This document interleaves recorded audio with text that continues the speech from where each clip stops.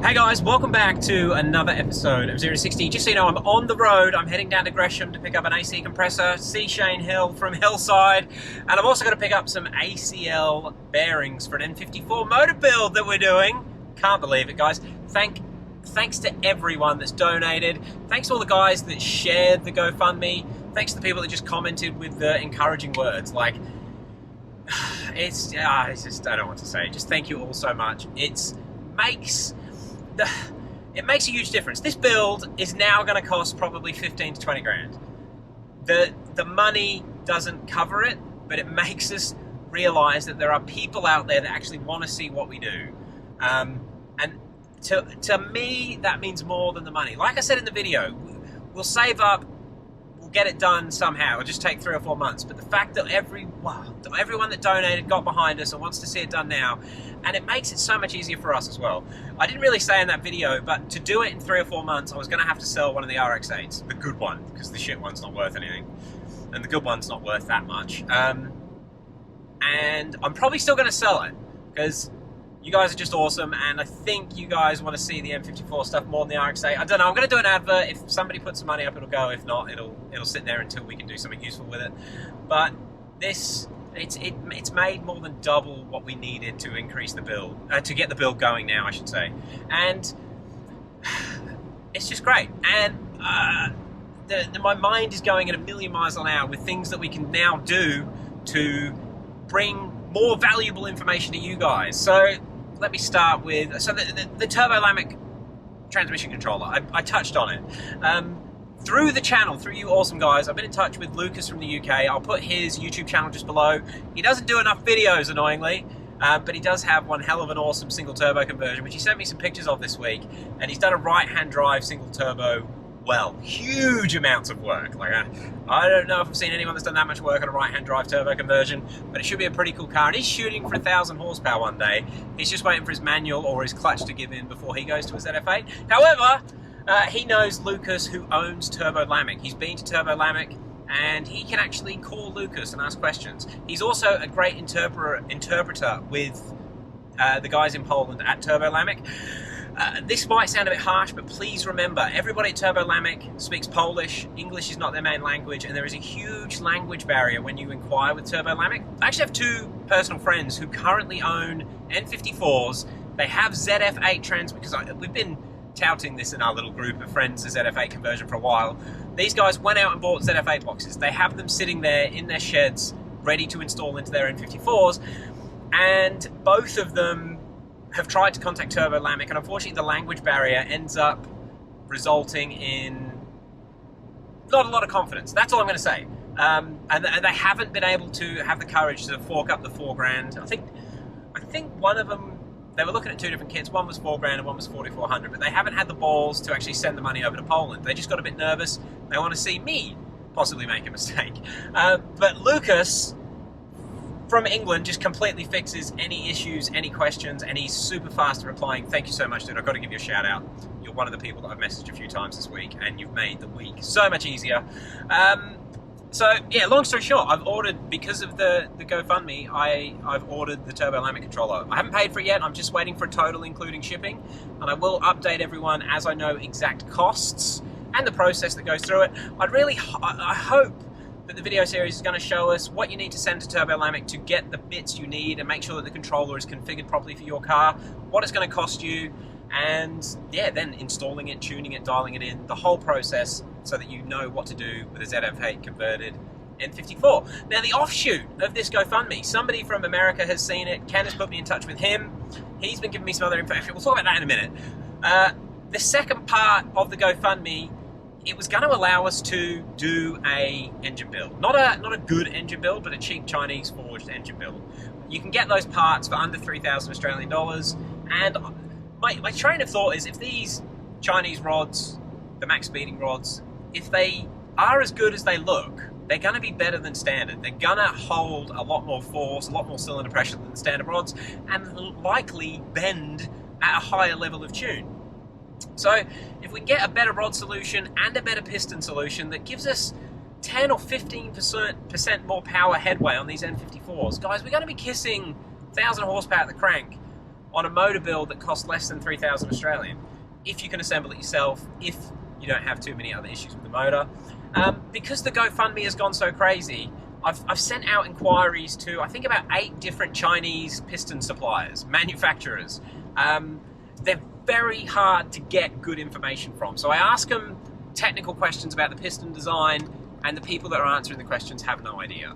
Even getting piston weights is so difficult from the Chinese sellers. But I've had these long conversations backwards and forwards, and I've ended up buying some pistons from a supplier, which we'll talk about again later in the videos, but I've got some Chinese pistons coming. From what I can tell, everyone that sells the Chinese pistons is getting them made in the same factory. Now, I can't guarantee that, but the way that everyone responded to the particular questions that I had felt like they all had to speak to somebody else to get the information, like another shop, judging by the time that it took to get the responses, that sort of stuff. I think, yeah, I do feel that the AliExpress pistons, wherever you get them from, they're probably going to be the same item. We will inspect them. Every specification, every manual weight that I got was exactly the same. But they just talk garbage. I have no confidence when I ask them questions. Like, I implied that their piston weighs, they listed the piston weight at like 350 grams, when most of the brand name pistons are 305s to sort of 320 grams. Most of them, there are some heavy ones. And when I said to the Chinese seller, why are your pistons so much heavier than a JE piston or a CP piston? They just said, ours stronger, more heavy duty. And I said, but won't the heavy piston be an issue when you're revving the engine higher? I mean, it turns out they're lighter than standard pistons anyway.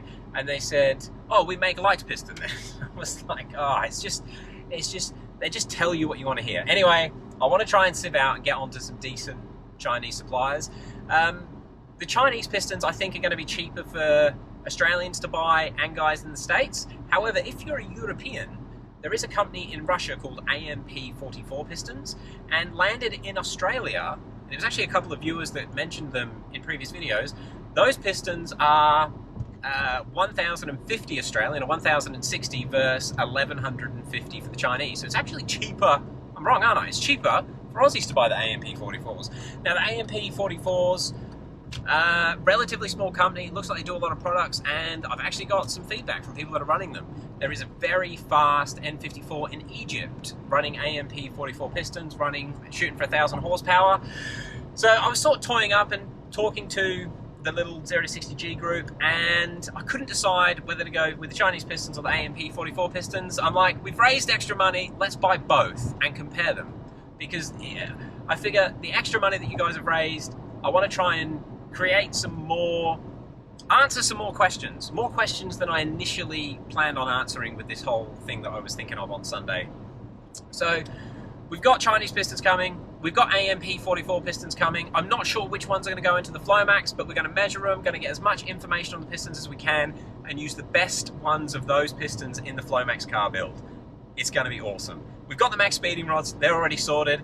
I'm actually, while I'm down in Brisbane, I'm going to pick up some ACL race rod bearings, and I got them to tack on some ACL main bearings as well, just standard sizes, which might not be what we need when we get the motor strip down, but we will see. So yeah, the ball is rolling, and it's all because you guys have jumped on to that GoFundMe. I can't thank you enough. It's going to let us do more things. Now, the extra money, another thing it's let me do. There was a second-hand engine with rod knock that popped up available locally. I bought it, and I mean, it has got rod knock, but it's supposed to be light rod knock between 2,000 and 3,000 RPM. But rod knock is something that I see a lot of guys with M54s that are starting to wind the power up. They have these issues. I don't necessarily think it's because of the power that we're making, but I do think if the engine hasn't been serviced properly, if it's been thrashed a bit from cold, you can wear those bearings a little bit more, well, you wear them a little bit prematurely. No one likes premature stuff. So I figured with this other engine, I might strip that down and then try and build that up there as a separate engine. I was also concerned about the Flomax engine's cylinder bore being damaged, and obviously we won't know until you strip it down, but I assumed the rod has to be bent, the piston has to be cracked, and depending on how much that is bent and cracked, it's down to 75 psi, so it's probably going to be on a good angle. It may have damaged the bore in the Flomax car, which would mean the block would then need machine work, which is expensive. So I'm hoping Worst case scenario, if the crank in the rod knock engine is completely toast, we can then use the block from the rod knock engine, the good crank from the Flomax car, mix and match, and go from there. But I also want to do along with that, basically seeing at what point the cranks are damaged, at what point they're no good, so that you guys know what sort of money you're going to be up for if you have got a damaged crank. Is it repairable? Is it worth going down that path, or just buying another donor engine? Just adding a few other things to hopefully give you guys some value back now that we've got a little bit more money to play with. It's freaking amazing. And what else did I work out? Amongst the hundreds of emails I've sent this week and messages, I've got in contact with a gentleman that actually Ken put me in contact with him. He's done a ZF8 swap into an N54 with a stock transmission controller. So he didn't need to use an aftermarket controller. The car drove in manual mode, but he was getting errors in the DSC pump, and also the transmission controller, the gearbox always thought the doors were open. Now I'm fairly confident I've worked out what he needs to change to make it work. He was doing it in a very old 2006 model, but I didn't want to talk about it yet because it's sort of another part. There is an issue with running a stock transmission controller or a stock transmission computer in these high power builds, because you're still going to run into issues with torque limits. You're still going to have the nannies that those gearboxes have, which I don't think we're going to need on these strong diesel ZF8 boxes. The other thing was, when you use a standard transmission controller, you lose the trans brake and virtual clutch features of the turbo Lamec controller. So I think if you want to go fast, the Lamec controller in my mind is a bit of a no-brainer. The extra features it gives you are worth its weight in gold, really. But because we've got extra money, I'm thinking I might try and do a video series after the Lamec install on a ZF8 swap in another car with a stock ZF8 and stock transmission control unit. Whatever happens, I'll keep you guys in the loop. If I work out how to do it, for sure, there'll be videos on it and some instructions. And yeah, I mean, for guys that aren't going crazy power, a N55 ZF8, brilliant gearbox, and I'm sure they'll hold as much as a 6HP21, but you get the ZF8 faster shifts. I was talking to Rod Sutphin, that dude knows his transmissions. He said the only reason the ZF8s, or the main reason the ZF8s shift faster than a ZF6 or a standard ZF6 is the clutch spacing. The ZF6 use a larger space between the clutch plates, and it takes a second or a fraction of a second longer to pressurize the clutches to the point where they bite in a ZF6 versus ZF8. This is why ZF8s respond faster. He did also say if you put upgraded clutches in a ZF6, you'll get the transmission speeds that are pretty close to a ZF8. Just another bit of information I've learned. The amount of learning that's gone on this week for me has been insane. Between learning about pistons, engine builds, transmissions, I've learned a lot about turbo Lamec swaps through the gentleman in England, and also reading Polish forums. Yeah, Google Translate's really helpful. I hope I'm not learning too many weird things. I did find it funny, somebody asked for advice on engine candles. I was like, what the hell's that? Turns out that's what Google Translate spark plugs to for Polish. Anyway, I'm nattering on. I'm heading to Hillside and Gresham. I've got to pick up some parts for Jake for his E36, and also an AC compressor for the 325 because it broke again. Let's see how we go. All right, guys, you'll see us when we get to Hillside or Gresham. Oh yeah, I'll just show you guys quickly. Another used compressor. I'd buy a new one if I actually had some real money, but we'll make do with second-hand ones. And we've got these adapters for E36. Gresham sells them. I really like the... Hey, Shado's here now. He may have just gone to the toilet. I love what these guys are doing here. They do older BMW stuff. Like, yeah, basically, it's pretty much everything E46 and older, isn't it? Really? That's what we specialise in. But obviously a lot of E30s, S54 swaps. Matt does some cool stuff with wiring and making modules work in the older generation stuff for engine swaps. It's pretty cool. But speaking of engine swaps, Shane, can we please check out your engine swap? Now, Shane is... I went to school with Shane, not many people know that. We've done a lot of silly things together over the 20 years we've known each other. But this is probably one of the smartest things you've ever done. So Shane had... How long had this work you? 18 months. 18 months, and it's always had a bit of a dodgy engine. So these come with... They're an Isuzu motor, weren't they? Yeah, horrible single cam Isuzu motor. Yeah, these were sold as Holdens here, but they're basically Isuzus in most of the world. And I think, is there a Chevy version in America? Do they get badged as a Chevy? There probably is. But it's basically the Rodeo that we have them here. And you've put an M52? M54 B25. You can tell I don't know my old engines. And is it working? It is working, isn't it? It is working. And Shane has actually done a video series on swapping this in, which I'll put a link to his YouTube channel below if you want to see how you put a BMW engine in a Rodeo. And I've been sort of edging him on since I got here. I didn't realize he'd done this much progress with it. I saw his first video that went live yesterday, wasn't it? You sent it to me. Where he doesn't finish it on camera, but he's driving it now. And he said when his YouTube channel gets 1,000 subscribers, he is going to turbo this and take it roll racing because he thinks it's quicker than an N54. Definitely will be. It won't be. Although, what does this weigh? Less than an E46 coupe. So you reckon 1,000 subscribers and you make it faster than the Flowmax car? Easy. I like his confidence. I mean, he does do engine swaps and stuff. All right, I need to get back in the car because our next port of call is the supplier that's got us the ACL bearings for this engine build. See you guys in a sec. Well guys, we have the ACL race bearings for this motor. We get them through Nason's Auto Parts. We actually have a wholesale account with those guys. From when we used to have our car parts business. But I need to get home. I am basically 2 hours from home and I'm on the wrong side of the city and it's going to be getting into peak hour soon, so I better get going. All right, I gotta get some orders out. See you guys when we get home. Well, I'm home. Just got back from the post office. It's been a crazy busy day. I need to apologize there's a few people waiting on parts. This whole COVID Omicron thing that caused a lot of businesses to shut down has been a big problem. I'm hoping to have the outlets in my possession on Monday. As soon as the fabricator's done them, he is back at work today. So hopefully I've got them on Monday. Fingers crossed, anyone that's placed orders for N54 high flow outlets, I will get them posted on Monday. As long as nothing weird happens. NGK spark plugs, my NGK order left Brisbane last Thursday. Now, normally NGK orders from Brisbane are 1 day to the Sunshine Coast. It is now 1 week and 1 day, and they are still sitting in the Brisbane distribution center. It is madness how many people are off work, I guess. I'm really sorry to anyone that's placed an order. I did get a few things out today, though.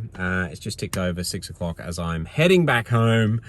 So I better get this video edited. Guys, I must say thank you again to everyone that's helped with the GoFundMe. It's helped get the build happening straight away, but it's also given me an opportunity to do some more things, learn some other things, share it with you guys. I really reckon I'm going to be able to get a ZF8 to work without an external controller. That'll be pretty cool. It's no good for high power builds, but it's going to open us up to a lot more transmission options if I can pull that off, and I think I'm going to be able to do it.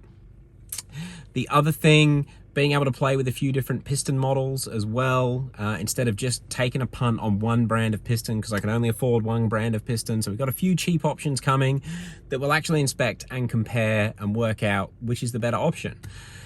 It's going to be great. I really cannot wait for all this to come together and actually get this car back on the road. In the meantime, because David's E39 M5 has been so neglected, he's been buying parts for it really over the last 6 months. We're gonna get that on the hoist, try and reinforce the subframe and basically get that worked on while we're waiting for the Flowmax stuff to turn up. But we will keep you in the loop. If you got any questions about what we're doing, hit me up in the comments below. Check out Lucas from England's YouTube channel and check out Shane's first YouTube video, which will also be below. Like I said, I went to school with Shane, know him really well, proper car nut, proper BMW guy, loose cannon, will do silly things if you encourage him. So yeah, go and check out his video. Let him know what you think of his editing. He wants some feedback. I've given him my feedback, which he promptly ignored. So maybe you guys will tell him what to do a little bit better. But it's a good video. It took him, I think he said it took him 38 hours to edit. And I was like, welcome to YouTube, Shane. Anyway, guys, look, again, thank you all very much. I better get this video done. I'm ready for some sleep. It's been a busy week, even though I haven't been doing videos, but my brain has absorbed a lot of knowledge and I will share it all with you once it's properly worked out and proven. It's going to be good. Thank you all very much. Can't wait. Peace.